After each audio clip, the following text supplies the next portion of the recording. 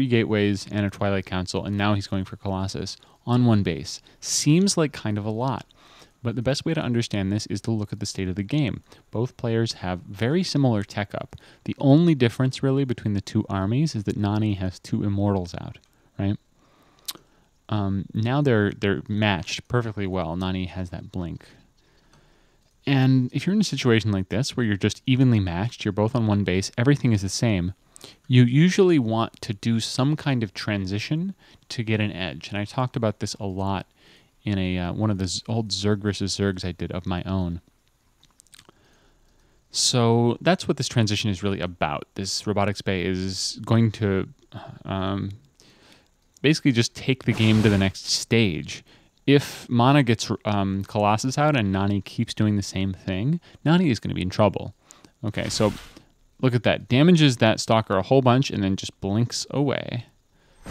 But does get counter-blinked, or counter-blunk, and loses a Stalker, almost loses a second Stalker before his own blink cooldown finishes and he's able to escape. I think that was a probe dying there, and Nani's going to be a little aggressive now because he knows he does have those Immortals out, which will do tons against the Stalkers. Retreating to the high ground with the blink, which is nice. Yeah, Nani does have his Observer here now, and he knows what's up. So Mana forced to bring back his Observer so he can snipe his opponent's Observer. This is a little bit subtle. Nani is thinking about pushing up the ramp, but decides not to. How many players do you know who always push up the ramp? Always. Every single time. If they're at the ramp with a bunch of units, they just go, oh, I gotta get up the ramp, and they just like force their way up there, and who knows what's going to happen, right?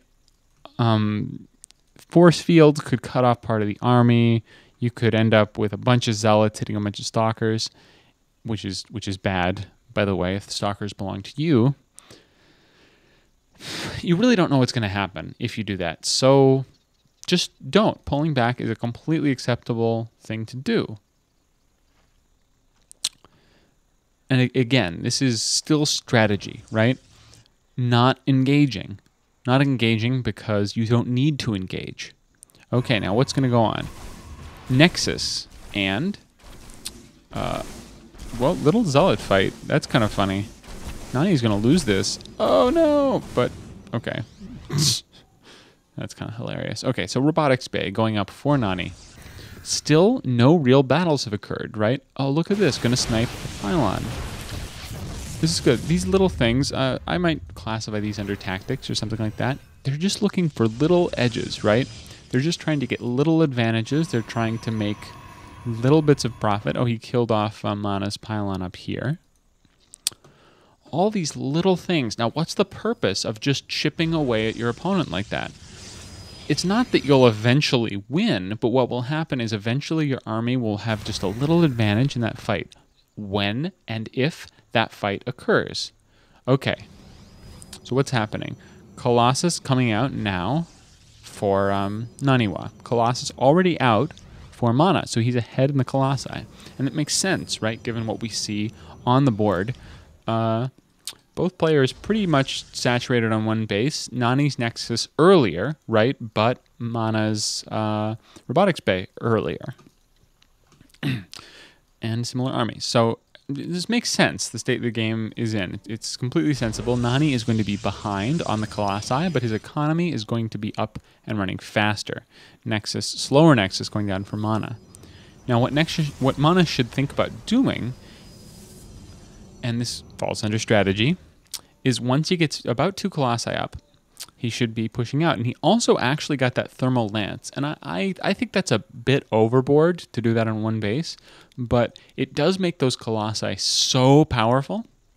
So he should be thinking of a big push with 2 Colossi to punish his opponent's slower tech, right? Because his opponent got the Nexus up faster. Now, of course, if you push out and your opponent has the same thing that you do, if he has 2 Colossi also, then you know he didn't expand much faster than you, right? Because you expanded when you could. And you guys have the same thing. So, now the battle. The battle is coming, right? We've been waiting the entire game for an actual confrontation so that we can talk about tactics. All of this has just been set up for the battle. So how are they going to go about it? Notice that Mana is making a gigantic error, absolutely huge, and that is that he did not wait. He didn't quite wait for his second Colossus, right? That is going to make a difference because when this battle starts, this Colossus is going to miss several shots. Now, initial volley is going off, right? Stalker suffering a little bit of pain. You want the Zealots in the front line, okay? So these Zealots are also not in a very good position. I think what happened here is that Mana did not expect Nani to be camped right here. So I think he was taken a little bit off guard. So these Zealots are not in the front, and that's bad. Why? Because Zealots do more damage than the other basic Protoss units, and they also take more damage. They take about the same amount of damage as a Stalker, though they're cheaper. I think I mentioned this earlier. So you want them in the front lines, taking the damage and dealing the damage. And you want the Stalkers as your support fire. But you always want that line of Zealots absorbing everything. So, okay, Colossus in the back, Zealots not in front. Whereas Nani is doing an okay job with his couple of Zealots, but it looks like he probably doesn't have enough Zealots. There's one there. He's got a few on the way, which is good. But again, always make pylons if you think there's going to be a battle. Nani had plenty of time to build a pylon out here, but did not do so. So that was a big blunder there. Now moving through, I have decreased the speed here. Some Stalkers out of position getting picked off, right? Stalkers, you don't want them taking fire. What are the Immortals doing? This Immortal is shooting at Zealots. That's bad, right? I'm not going to focus too much on what your Stalkers should be targeting. There's a good argument to target other Stalkers. There's also a good argument to target Zealots. The arguments are, respectively, that they are more expensive and that they do more damage. So I'm not going to worry about it. If you want to shoot at Stalkers, that's good. If you want to shoot at Zealots, that's good. So I'm going to ignore that.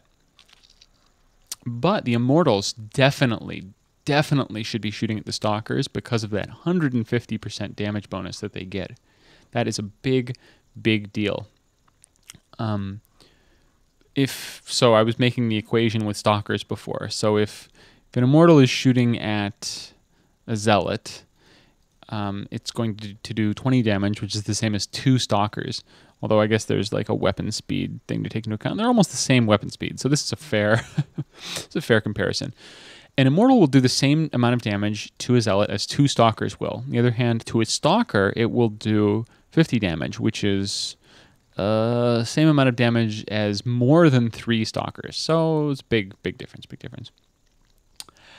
Anyway, ignoring the mathematics for a moment, Guardian Shields. Each player has put down a Guardian Shield, right? Nani has probably made a mistake here. Look at this. He triggered Guardian Shield on this sentry.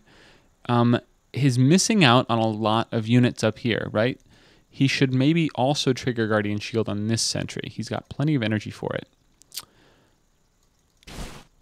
Now this Colossus with the Thermal Lance is going to be able to do a lot and be out of range. This Colossus might be a little far forward. We'll see if anything bad comes of that in a second. These Stalkers probably moving in too far. They might want to maintain this line here. They are shooting at other Stalkers, but look, this new wave of Zealots coming in is getting a lot of nice murderous shots off on those Stalkers. And look at that little blink up here, which is a really nice move because Nani sees that Mana's Zealots are all dead, right? Let's look at the unit count. 1 Zealot out for Mana, and that's not these, I guess. Where is Mana's Zealot? Where is Mana's Zealot?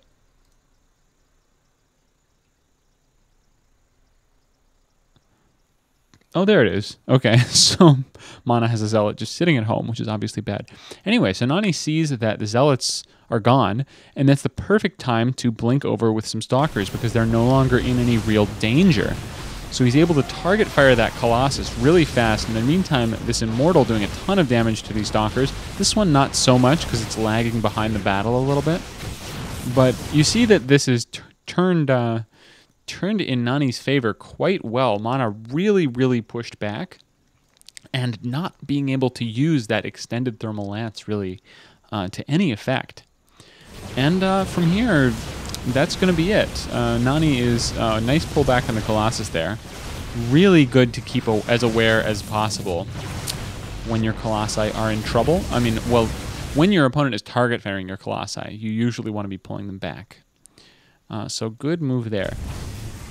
Okay, so Nani just completely walking over his opponent at the end. But you see, it was due to a few fairly subtle errors. It mostly had to do with the way that Mana engaged, right? The Colossi, one Colossus was lagging behind, and the Zealots were not quite in front. And that alone turned the tide of the battle to Nani. But you have to realize, you can see a game like this, and you can say, okay, well, this game means I need to work on my tactics, because Mana lost because of tactics. But it's important to realize that there were so many strategic elements, because I guarantee you almost any Protoss player who would go into this game against one of these players would have lost way earlier, way before this. And if they made it to that battle, they would have such a tiny inferior army or be behind in tech so much that they would have no chance. So definitely weigh both of those elements when looking at a game like this and say, okay, what are these players doing to set themselves up for the big battle? And then what happens in the big battle? But you do have to get to the big battle first. So keep both of those things in mind in your play, honestly. This is something I will probably talk about a good amount more in the future, but I thought this was a good game to illustrate the point for now. So this is modulistack, and I am going to be signing off any moment now. Okay, now.